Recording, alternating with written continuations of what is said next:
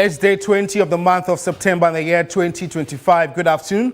Welcome to Weekend Central. This bulletin is coming to you live from the news app here at Adesawikanda. We're live on Facebook as TV3 Ghana and on DSTV channel 279. My name is George Queening. Top of the stories this hour. Parliamentary Select Committee on Water and Sanitation pledges to push for urgent solutions to the persistent water shortages in Tamale and its surrounding districts. We'll visit the Savannah region where, following recent communal violence, residents of Gbenyiri are cautiously rebuilding relationships as peace-building efforts to unite communities continues. And the World Health Organization country representative to Ghana, Dr. Fiona Braka, optimistic the country is well positioned to win the fight to eliminate cervical cancer by 2030.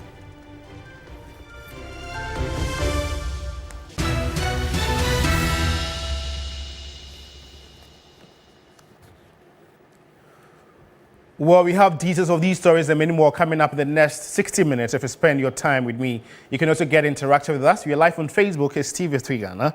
Let's begin from northern Ghana. Weeks after the guns fell silent, the slow work of rebuilding trust has begun in Gbenyiri and other affected areas where neighbors once turned on one another. The effort to amend and rebuild communities of a shattered social fabric by government, traditional authorities and other stakeholders had led to a new wave of hope for the returnees.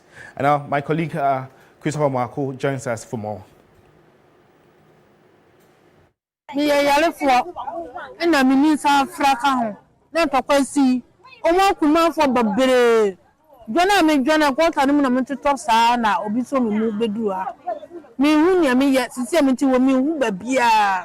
On Sunday, August 24, a communal conflict between two feuding factions over a plot of land resulted in the death of 31 people and the displacement of over 48,000. This is the grave of one of the victims in the Gbenyiri conflict. This young man lying here happens to be the son of the Kalbaura who became a victim of the shooting incident in Gbenyiri. Gbenyiri, Kalba, Tanchere, Bale were among communities affected by the conflict. The displaced victims made up mainly of women and children from the Solatuna, Kalba and Bole districts fled to different parts of the country, with others crossing into neighboring Burkina Faso and La Côte d'Ivoire. After weeks of mediation and a call for ceasefire, more of the displaced victims, including men, women, children, and the aged, have begun returning home to rebuild their lives. As batch of people left here around 2 p.m. Yesterday afternoon.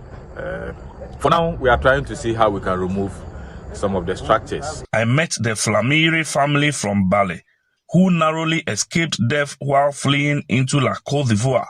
So I was there to tell my senior father to also find a place to lunch before they come. So when I realized one of my friends who has gone to the nearby village at Bale. So when I say I want to check him, so on my way to check him, the people just arrived and they pointed gun on me. Life is beginning to return to the Gbenyiri community and Bale community here in the Bole district. Most of the residents in this area fled to neighboring La Côte d'Ivoire and pitched camp at Vonkori. They are now back home after President Mohammed's assurance of their safety and working to rebuild their lives. As we see that they say the thing that president is not looking for solution to solve it, so that they should put all guns aside. So through that we are also coming, but we are not appear like that. But that is not without fear. We trust that the police can protect us, but our village like this, there's no light. Which police will they bring to come and stand and wait for us? And they will not stand. They are in the cities and they are leaving the village alone. So they are also patrolling in the village and they are doing their work. According to the Savannah Regional Security Council, over 10,000 displaced victims who fled into neighboring Burkina Faso and La Côte d'Ivoire have returned to their communities.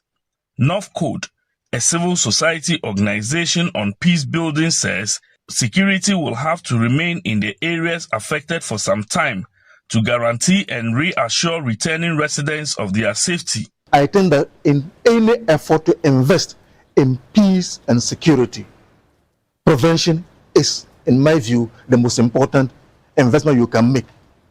When something happens, like we observed in the Savannah region recently, people respond with relief, with mediation, with reconciliation efforts.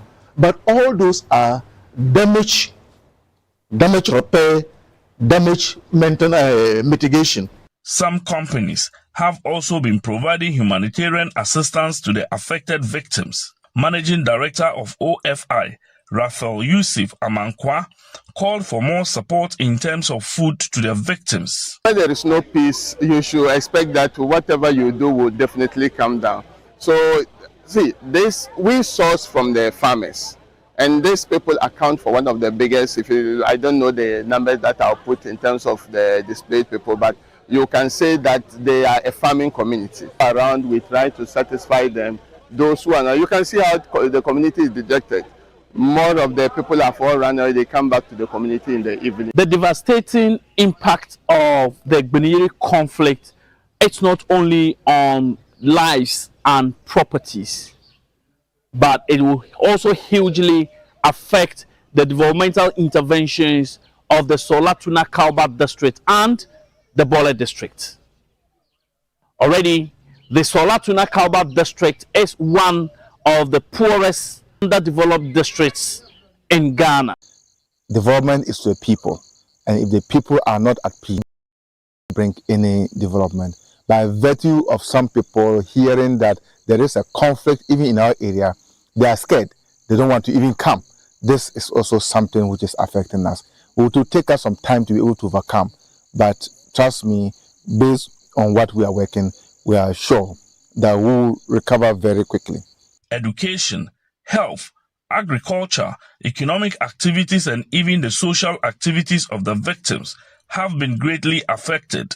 It will certainly take months, if not years, to get community life and development back in the affected areas.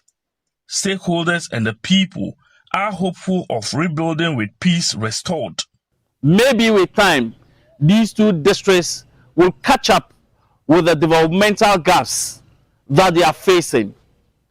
Until then, the lives, properties, and development of these areas will continue to remain a huge challenge for not only authorities in the two districts, but also government. Christopher Mwako, TV3 News, Gbenyiri, Solatuna Kalba. Away from the Savannah region, let's head to the Central region as the minority leader, Alexander Penyomakin, has urged Ghana's youth to take greater responsibility when entrusted with state resources. He says while young people rightly demand accountability from politicians, they must also honor the obligations, including repaying state loans and safeguarding social intervention programs. The Efutu lawmaker also criticized political persecution at an event in Winneba in the Central region. The minority leader, Alexander Penyomakin, believes that the youth in the country possess the potentials to turn things around for the progress of the state. But he believes that over the period, some of them have been irresponsible whenever given or entrusted with state resources. And so he wants them to be responsible while they demand true accountability from political leaders. I have seen many social intervention programs by successive governments aimed at economically empowering a youth that have gone down the drain. My dear youth, when you get any support for your entrepreneurial prowess and you abuse it, bear in mind that you are denying the next generation an opportunity. Much as you must hold your leaders accountable, you must equally be responsible. We are to create our own wealth here. And if you get the resources and you pay back, your colleague would also get it. So please, let's support our government. Reject corruption and resist division whenever you encounter them. When you choose unity over division, you strengthen the social fabric that holds our nation together. When you speak out against nepotism and injustice, you send a clear message that your generation will not tolerate practices that hold Ghana back. He says Ghana needs leaders who can navigate challenges and fashion out sustainable solutions. As such, he wants the youth to think outside the box. We need your fresh perspectives as young men and women, your boundless energy, and not the least, your commitment. This is your era of startups, coding, and bold problem solving. I encourage you to think outside the box. The apps you design, the businesses you start, the research you undertake, and the creative arts you pursue can all be part of transforming our dear country, Ghana. He wouldn't end his speech without doing politics. I'm sure you're tired of the I do you, you do me vicious cycle of political persecution instead of political parties proceeding to launch straight into the agenda of their manifesto to better the life of the people.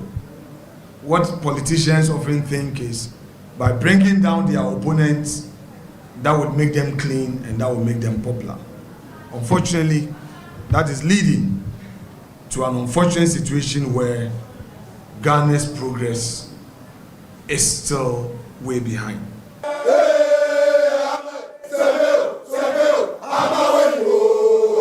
And it was a sight to behold when the minority leader jumped onto the dance floor to join traditional groups within the Afutu area to sing and to dance. This was during the launch of the Young Commons Forum, the UEW chapter. The minority leader ended his speech by once again reiterating the urgent need to fight the menace of illegal mining. Christian Yale, TV3 News, UEW, Winneba. Well, let's just stay in the camp of the NPP, and former President John Ejekum Kufuor has urged members of the New Patriotic Party to demonstrate good intentions and a sincere heart in their service to the party. The former president was speaking at the commissioning of a newly constructed Bantama constituency office of the NPP, built by the Member of Parliament for the area, Francis Asensu-Boakye. Northern Sector Bureau Chief William Evans Inkum monitored the event and joins us via Zoom for more update. Evans, former President Kufuor spoke about the mindset of party members. Tell us more about this. Well, so he has been urging party members to renew their mindset. As I speak to you now, I mean, the political connoisseurs in the Ashanti region who have been monitoring development in the MPP will tell you that the party is still going through some level of processing, that is trying to process the 2024 defeat and also overcome it. And I mean, as usual, try and come together to be able to form a unified force, especially going into the 2028 election. I mean, there are some level of bickering, there are some level of people who are also harboring certain bitterness because of the way they feel that they were treated by some leadership of the party. These are some of the things that, I mean, caused the former president of the republic to tell or advise the party members to jettison all those things and then come together as one unified force in order to be able to wrestle power in the 2028 elections.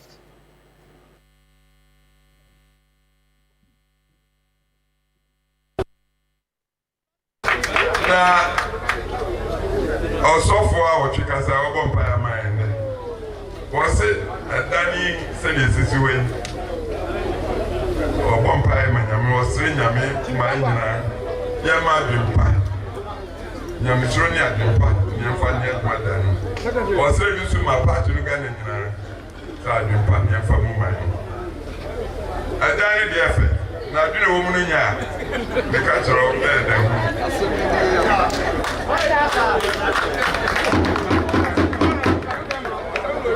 Mashada, mabisa, mabi party yamu. Sa party no ho faso ani sai. Oya party a, o de kosre man no na de man tumi no ama. Aban ti ne e party. Sa de benya aban bia from. Now so your Democrats so a a numbers game. Do no. Ya kaina ba bi ne do na koto no. Na tumi na koto. Na so bi auto aba no. De tumi no de ma. And to Korea, there's a German McMahon in Sokasa. What's your father? Let me be a woman.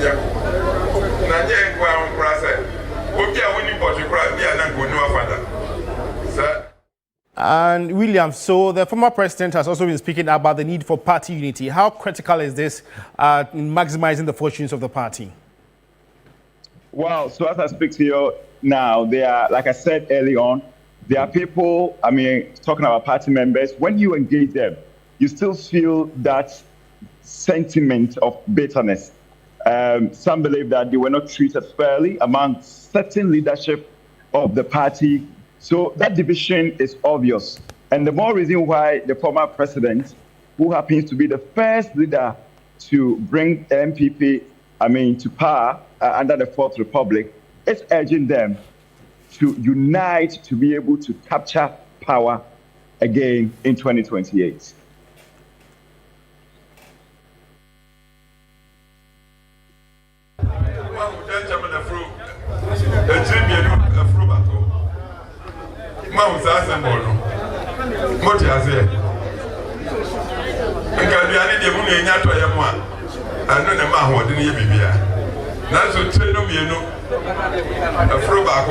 Pagasa entafo opa podiane atufo entremienu no wa hwe omba keke ho kura aduane so ka go mienu nyina ye sa na tumi atianu afo ya pre tumi nti wo ye party to say dey na so ye democrat dia atapanye ni ataku pre utanye kura na ataku manafa na so musio se ba ko be fa no baka iba ko referee.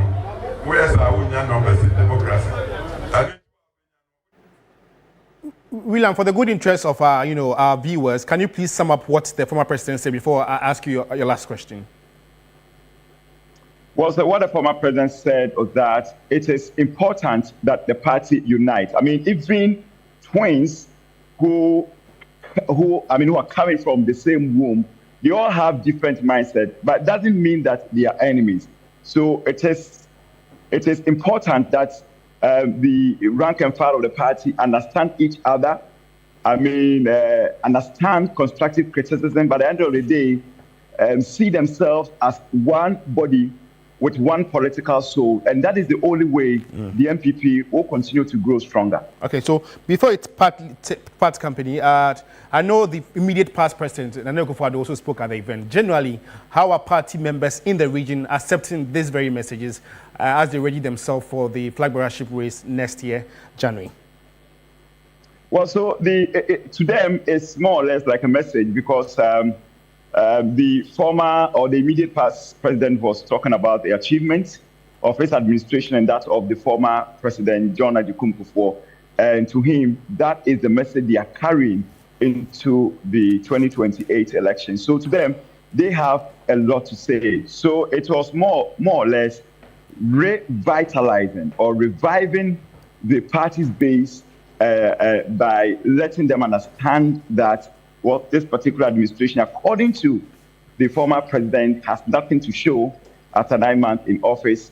And to them, he believes that the NPP has everything to prove going into the election 2028. Well, to the party supporters who are around, it was just a cheers to the former President Nana Akufo-Addo. William, thank you so much for your time. William Evans Inkum is a Northern Sector Bureau Chief, and a new party office has been inaugurated in the Bantama constituency by the Member of Parliament Francis Asensio-Boakye, and both past President Nana Akufo-Addo and Akufo made some calls for cohesion and unity in the party as the party readies itself for the 2026 flag bearership race in January next year. If you're just tuning in, you're watching Weekend Central on TV3 with me, Josh Quinn. In more news this afternoon, the Parliamentary Select Committee on Water and Sanitation has pledged to push for urgent solutions to the persistent water shortages in Tamale and its surrounding district, especially during the dry season. During an oversight visit to the Dalung Water Treatment Plant, committee members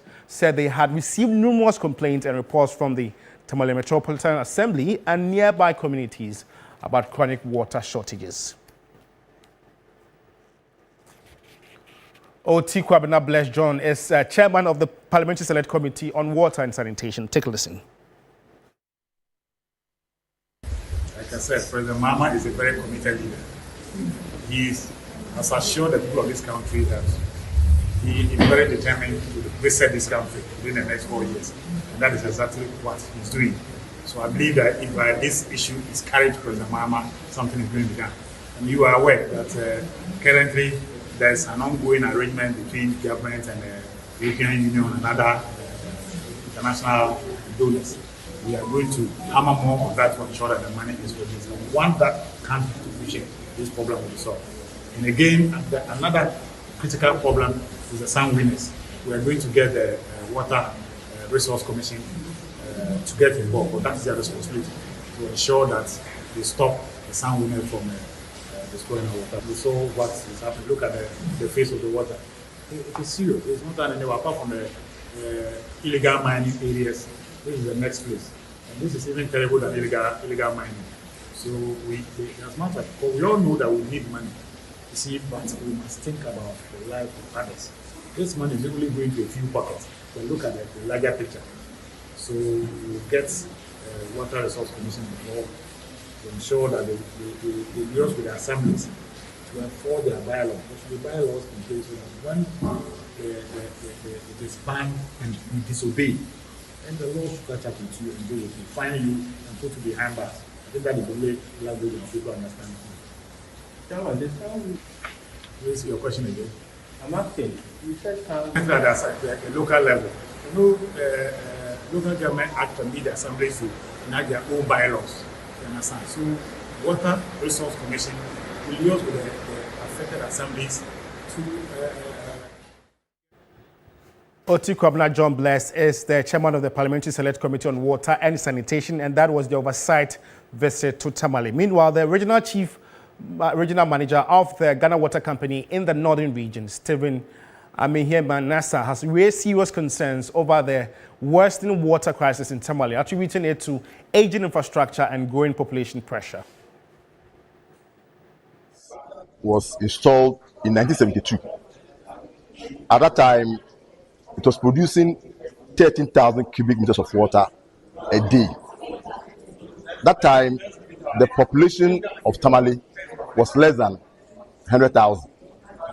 So in the 90s, water crisis started in Tamale. So in 2008, the plant was expanded from 13,000 to 45,000. That time, the population of Tamale was a little less than 400,000. Since that time, 2008, up to 2025 as we speak, the plant has seen no expansion. And the population of Tamale now is more than 1.4 million. So what we saw at the intake was the aged or old pumps that we are still using. You saw that we are even still using a pump that was installed in 1972.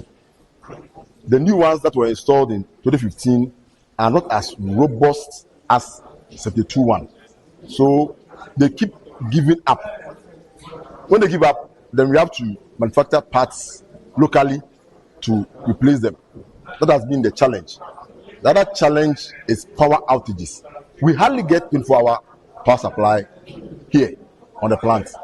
So instead of giving out the best of above 40,000 cubic meters of water a day, we can averagely do 35,000.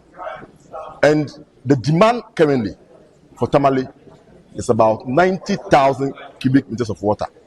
That one, we are even basing the per capita consumption.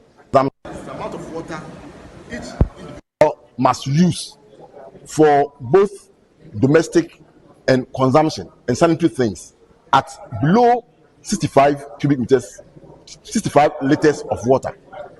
But Tamale is an urban area. We should be looking at 75 liters to 90 liters. But we are even looking at 65 to make the 90. But currently we are doing only 35,000. That's the gravity of the situation. That's why during the dry season, when all other sources of water dry up, all of us are in dire crisis with water. Because our best is average 35,000. But the demand is 90,000. Basing the consumption even on below 65 liters per person a day. Well, if you're in Northern Ghana, let's know what you make of the Tamale water crisis. Engage us on Facebook, it's TV3 Ghana. That takes us to our very first break. Stick with us, we'll be back shortly.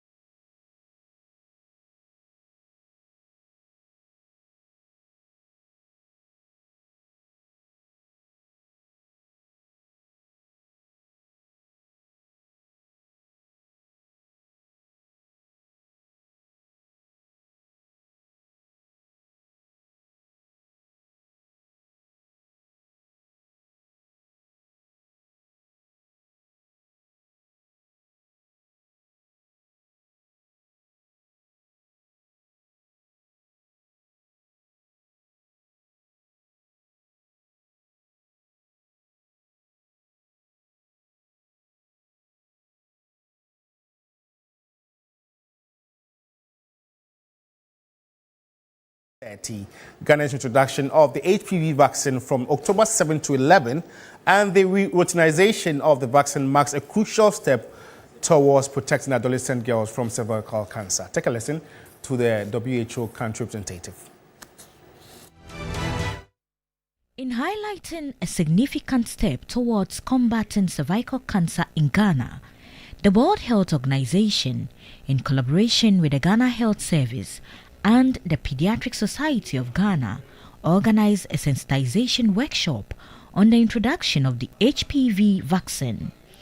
The workshop aimed to engage stakeholders and the media on the upcoming nationwide rollout of the HPV vaccine, emphasizing its crucial role in preventing cervical cancer and promoting adolescent health. President of the Pediatric Society of Ghana, Dr. Hilda Boy, underscored the importance of the vaccine in improving the quality of life for children, urging the public to avail their girls for the vaccination. It works, and so we are happy to recommend it for children. Hopefully, as we implement it, as the girls get it for free, many more people are going to be protected, and hopefully in the future the boys could be added on, but for now they are not part. However, if we have many girls getting this immunization, somehow there will be herd immunity and the boys will also be protected indirectly. Program manager for the expanded program on immunization,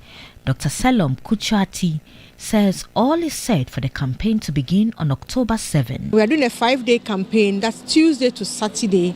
We'll be going around schools, we'll be going around communities, and on Saturday we'll focus a lot on the out-of-school girls. We've received all the vaccines that are available for the campaign. For the campaign we are going to, that's over 1.2 million doses. They are available and they are in country. We have actually started moving the vaccines out to the various regions, starting from this week, because we want the teams to be ready. We have also trained our regional teams for them to also go and train the district teams who go on finally to train the nurses who go around the various schools and the community to do the vaccination. The WHO country representative, Dr. Fiona Braka, is optimistic that Ghana is well positioned to win the fight against cervical cancer by 2030.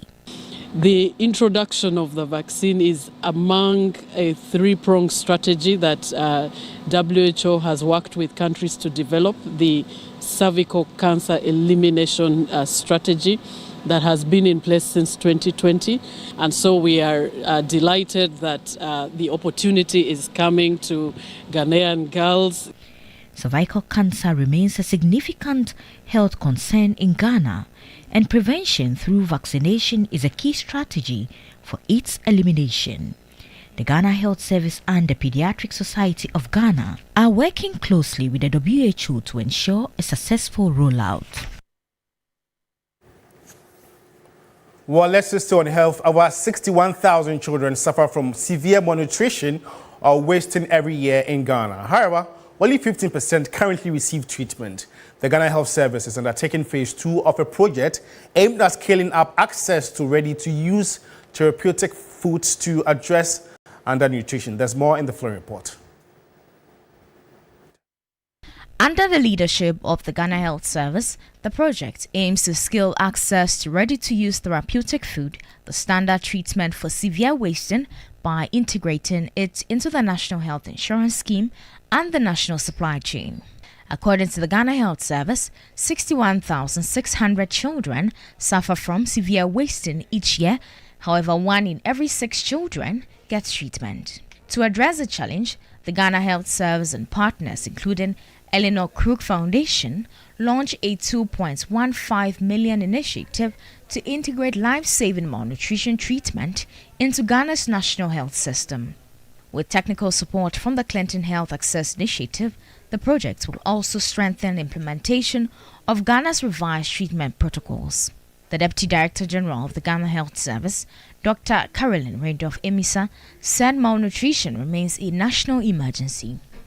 Phase 2 of the RUTF project is not merely a continuation, it is an expansion. So we are scaling coverage so that more children, especially in hard-to-reach areas, can receive timely treatment.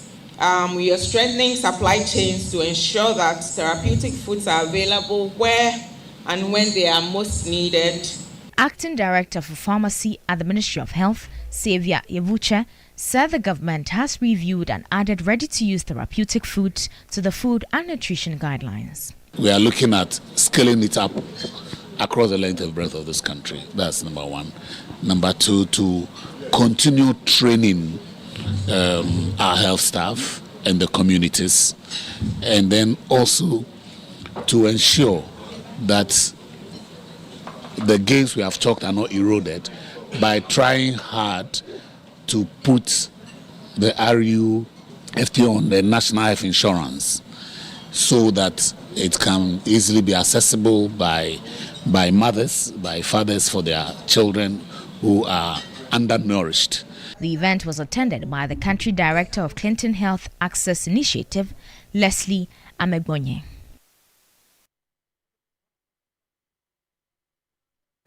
In more news this afternoon, the Ghana National Fire Service has called on municipal and district assemblies to re-examine accessibility to marketplaces in the capital city. The Greater Accra Regional Fire Commander expressed worry at the level of destruction recorded anything fire breaks out, particularly at marketplaces, due to lack of accessibility. ACFO 2 Richard Kwashi Nisao, Greater Accra Regional Fire Commander.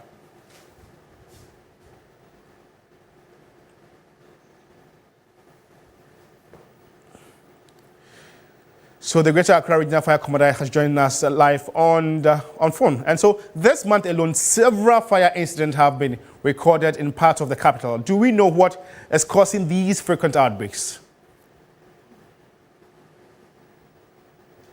Hello? There have been several fire outbreaks in the capital. Do you know what exactly is causing these outbreaks? Good afternoon to you and good afternoon to your listeners. You know, there are the fires that occurred. We had one at Latabia Kwashi, one at Timber Market, and another one too in Medina. Yeah. Let's take them one by one.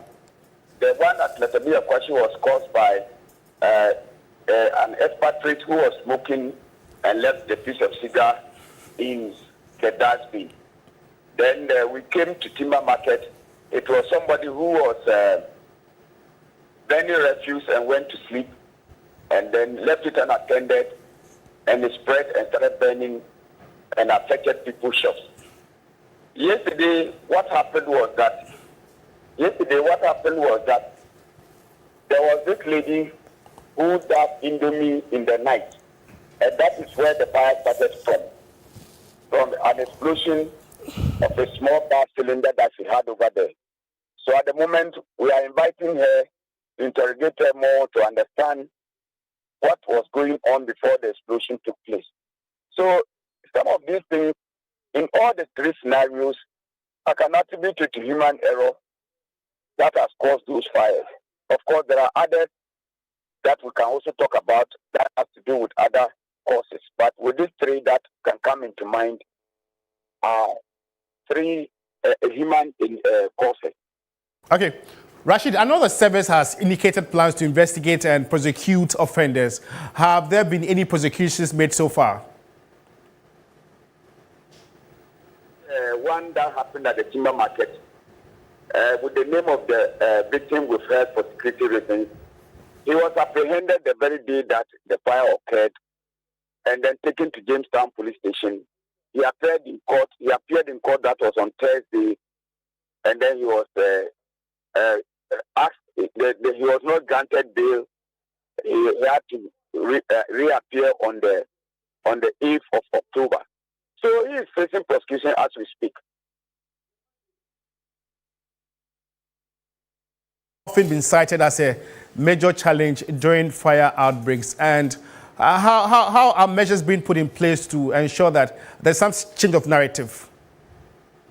No, I've always advocated that traders, businessmen and women should see Ghana National Fire Service as a partner in development, so that when they see us as partners in development, we can team up and find the way forward to be able to do things right. We also want to collaborate with the assemblies. They own the market, so that they can create access for us to be able to fight these fires. Because without access, we will not be able to fight these fires. And we can only do that in collaboration with the assembly, because they own this market. And so that is what we are doing now. I have formally written to some of the MC and then market authorities so that we can sit on a round table and find a way forward. And so these are some of the measures that we are putting in place. We've also embarked on our door-to-door, store-to-store campaign on the education on these fire safety issues. So these are some of the measures that the Greater Accra Regional Command is putting in place now that we are going to the last quarter so that we can have a Christmas-free fire. Okay. And Rashid, I don't know if you have answers to this one. I know most of your equipment are obsolete. When are you expecting new ones to augment efforts in fighting fire? You are talking about the logistics, right? Yeah, logistics. Yeah. When are you expecting new ones to augment your fight? Oh, I know the government, the current government is working so hard to root through the Ghana National Fire Service. And this is public knowledge, and I wouldn't like us to get into that one because you are aware the government is making efforts to retool us. The minister, the sector minister has spoken, the chief officer has spoken, and all who matter have spoken, and we have a lot of trust in them that very soon, by the grace of God, these things will come, and then all of us will be happy. Sure, we'll surely follow up and then furnish viewers with more updates on this. ACFO to Rashid Kwame Nisi, who is the Greater Accra Regional Fire Service Commander. And so the service is demanding market access review in order to curb incessant fire distractions across the country. If you're just tuning in, you're watching Weekend Central. We're going for a quick commercial break. We'll be back shortly. Stay with us.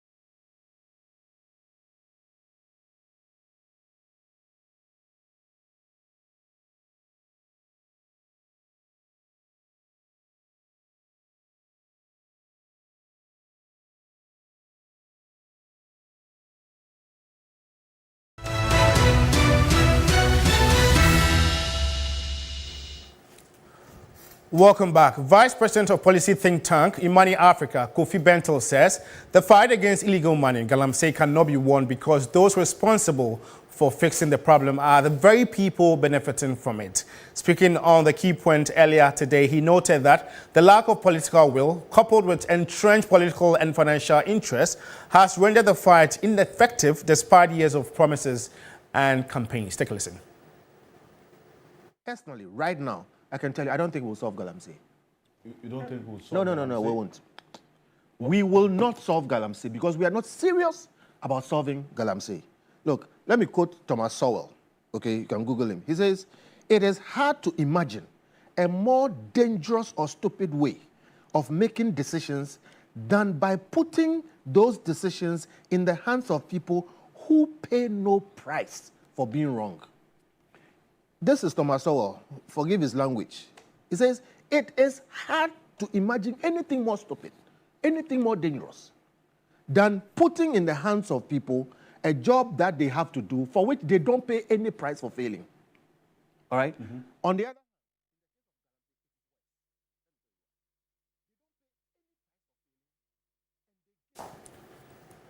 Meanwhile, private legal practitioner Martin Pebu has said that the police should be allowed to fully handle the illegal mining menace. But the president gave an answer. He said now they will give a permanent presence. We have police. The police are at least around 40,000. There are millions of graduates at home. They want to enlist in the police service. And me, I keep repeating that. I pray that, look, we shouldn't use the military. We can use the police. Let the military do external aggression and war. Let the police work. Let the police work. We don't want this militarization of Galamsey. No. Okay? Let the military concentrate on the other. Look, we need bridges, more roads to be built, etc. If the military, we have more of them in the barracks and the rest, they are not occupied.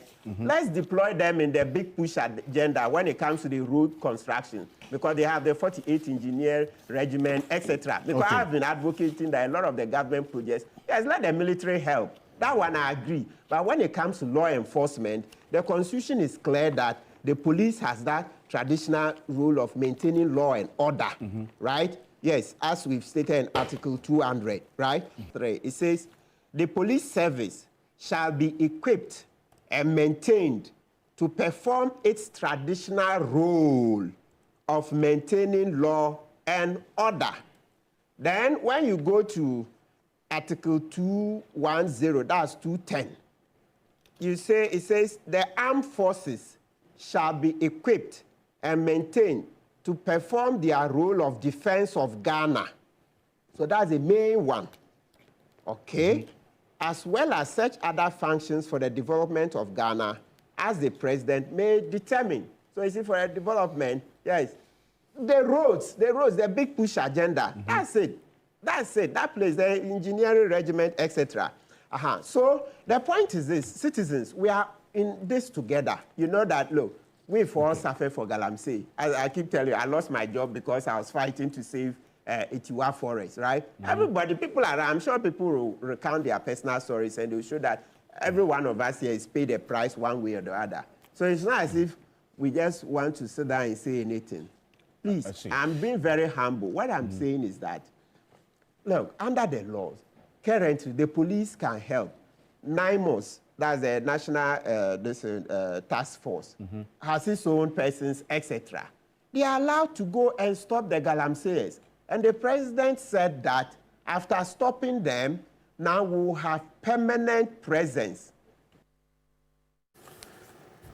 And still on the key point, CEO of the National Petroleum Authority, Gbenyiri Tamale, said that the Ghana Catholic Bishops' Conference raised very important points in the statement they issued on the illegal small-scale mining. I need to first of all make this point, that the Catholic Bishop Conference within the week raised a very important issue about the existential nature of Galamsey and the call to the president to declare a state of emergency. The NDC and the government of Ghana, led by President John Dramani Mahama, respects the views expressed by the Catholic Bishop Conference. Over the period, they have never reneged in the call for the ban on galamsey activities. Well, the Chief Executive Officer of the Chamber of Mines, Engineer Kenneth Ashigbe, says Ghana needs a modern, competitive and predictable legal and regulatory framework to fully benefit from its mineral resources. Speaking at a mining stakeholders meeting in Kumasi, he emphasized that the ongoing review of the Minerals and Mining Act must be forward-looking and responsive to current and future industry needs. So bringing that story in a subsequent bulletins. And now Deputy Education Minister Dr. Clement Park has assured parents and the awards of the ministry's commitment to resolving all their school placement issues. During a visit to the School Placement Resolution Center at the Nat Hall in Accra, the Deputy Minister encouraged to work with diligence. The third day of the release of the school placements by the Computerized School Selection and Placement System CSSPS saw an influx of parents and their children from all parts of the country to the Nat Hall to resolve their school placement issues. The Deputy Education Minister, Dr. Clement Park, said measures have been put in place to provide ample time to aid the resolution process. We will do our best to meet our needs, but also to remind them that we have limited spots, particularly in the top tier schools, the grade A schools, and the numbers seeking those schools are many. So it is not possible that everyone will get the school of your choice. But equally, other schools are important and capable of meeting the educational needs and aspirations of the awards. So my visit is to reassure parents on behalf of the minister. We spoke to some parents who visited the Resolution Center in Accra from different regions to have their placement challenges resolved. Oh, for now, I would say it's quite okay, but it's just the placement. Let me say they are taking protocols, which is not helping at all. They are making some people jump the queue. Whilst we those that were here early before they came, they have to go before us. I'm coming all the way from Ponkatamaso constituency. Okay, it's very stressful. Very, very stressful. You know, when the children are sat for the BC, and we all know that during the placement, everything is going to go well. But at the end of the day, look at the stress which the parents and the children are going through. The whole thing went smoothly. The queue is also moving. Just that I've waited for not less than 2 hours here. But I came here to change the school for my daughter. They put her in this Dukwa Senior High School Central Region. And I'm also in Accra here. And my job will not allow me. And then looking at the distance too. So I decided to change it to Eastern Region. The Resolution Center will continue its work until school reopens on October 18. Noura Mohammed, TV3 News, Accra.